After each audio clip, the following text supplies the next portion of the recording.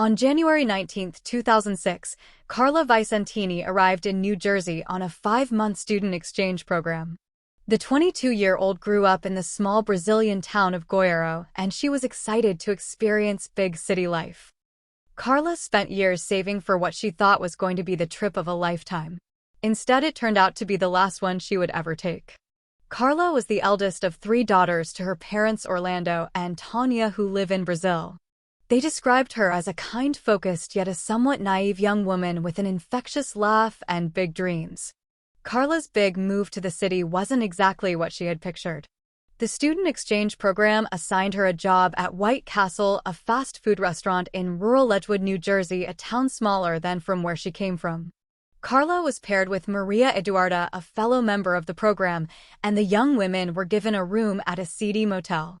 Unhappy with her living situation, Carla called her father, who arranged for her and Maria to stay with a friend of his named Jose, a 75-year-old accountant originally from Brazil.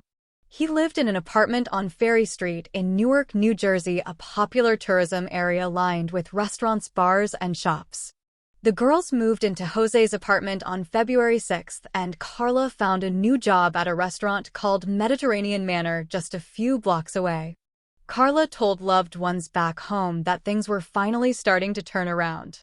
3 days later, she vanished without a trace. It was a cold, snowy night on February 9, 2006, when Carla finished her shift at the Mediterranean Manor. At 10:30 p.m., she walked into the nearby Adega Bar and Grill to visit Maria on her first day there as a cocktail waitress. At some point, Carla walked home to change out of her work clothes, and when she returned, Maria noticed that she was intoxicated. Maria watched as Carla struck up a conversation with a stocky white man in his 30s whom she described as quiet and strange.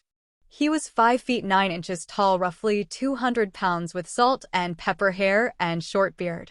It was 2:30 a.m. and Maria was getting ready to close up the bar when Carla told her that she was going to the man's car to see a photograph.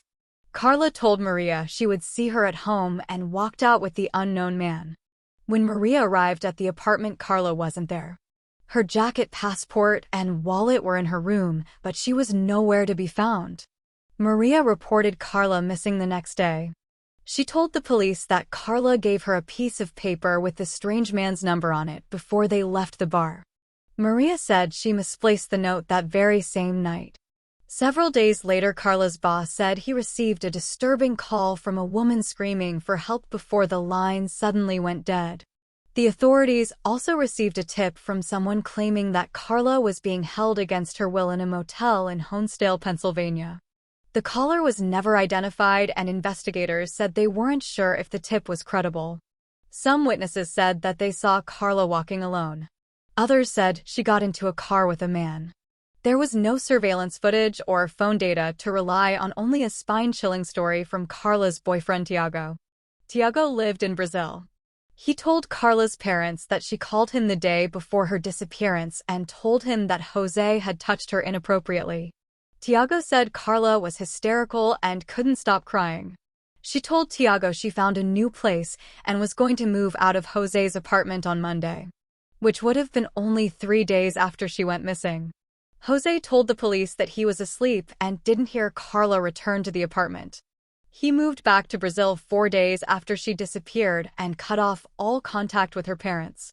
He refused to hand his phone over to the police, nor did he aid in the search for Carla. Carla's disappearance made headlines all over Brazil, but got very little media attention in the United States despite suspicious circumstances. Her parents went to the U.S. Embassy and pleaded with them. Eventually, the FBI joined the case, which quickly turned cold.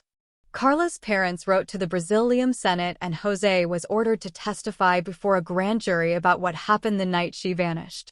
Jose said he was awoken when 2 men dropped Carla off at the apartment. He said he heard her enter and then leave again a few moments later. A different story from the one he originally told the police and the FBI years earlier. Jose was never charged in connection with Carla's disappearance or her allegation of S/A. Both Jose and Maria were ruled out as suspects, though it's unclear exactly what led investigators to that conclusion. In 2015, the FBI announced a $20,000 reward for any information leading to Carla's whereabouts and erected billboards throughout New Jersey. The strange man from the Adega Bar and Grill was named the prime suspect, however, he has never been identified or located. Carla was 5 feet 7 inches and 140 pounds with blonde hair and brown eyes. She has several piercings and tattoos, including a red and yellow chameleon and angel and a tribal design. She was last seen wearing a blue Hugo Boss jacket which was found in her room, white sleeveless top, and blue or white jeans. Carla's native language is Portuguese and she speaks very little English.